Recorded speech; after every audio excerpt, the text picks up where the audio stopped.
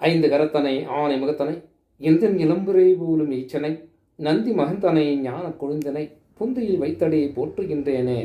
நாளின் செய்யும் மனிதானின் செய்யும் என நாடி வந்த கோளின் செய்யும் கொடுங்கோற்று என் செய்யும் குமரேசர் தாளும் சிலம்பும் சிலங்கஜும் தண்டையும் சண்முகமும் தோலும் கடம்பும் எனக்கு முன்னே வந்து தோன்றினே.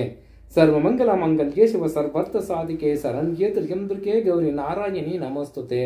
ஞானம் நந்தகுணம் தேவம் நிர்மலம் ஸ்படிகாக்கிருத்தின் மதாரம் சர்வ வித்யானாமய கிரீவம் உபாஸ்மகே. வணக்கம்.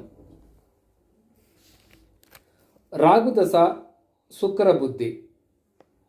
இந்த தசா புத்தி காலங்களிலே ஒரு ஜாதகனுக்கு எந்த விதமான பலன்கள் ஏற்படும்? ராகுவில் சுக்கர புத்தி என்பது 3 ஆண்டுகள் நடைபெறுகிறது.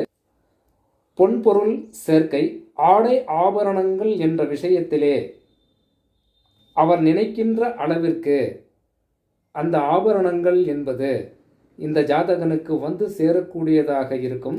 வஞ்சனை செய்தால் மோசமாகிவிடும்.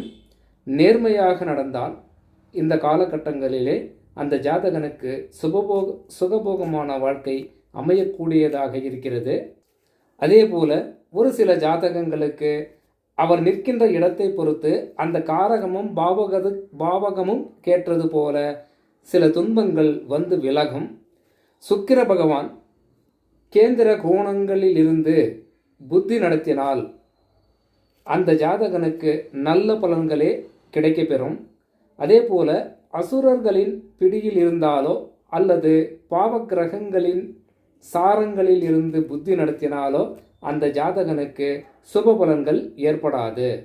அதே போல கேந்திர கோணங்களில் நின்று லக்னத்திற்கு 11ஆம் வீட்டில் நின்று தசா புத்தி நடத்தும் காலங்களில் சுபபலன்கள் இந்த ஜாதகனுக்கு நடைபெறும். மன்னிய விராகில் வெள்ளி மாதமோ 36 பொன்னுடன் பொருளும் சேரும் பூசணம் மிகுதியுண்டாம் அந்நிய மங்கை சேர்வாள் அரசரால் மகிழ்ச்சியுண்டு பின்னும் வஞ்சனையால் துன்பம் பீடை வந்தகன்று போமே. இந்த வகையிலே இந்த ராகுதசா சுக்கர புத்தியிலே மேற்கூறிய பாடலில் மிக விளக்கமாக நமக்கு புரிகிறது. அதே போல ஜாதகன் அதிக எச்சரிக்கையுடன் செயல்படுவது மிக சிறப்பானதாக இருக்கும். பெண்களிடம் அதிக எச்சரிக்கையோடு செயல்படுவது அந்த ஜாதகனுக்கு சிறப்பை தரும்.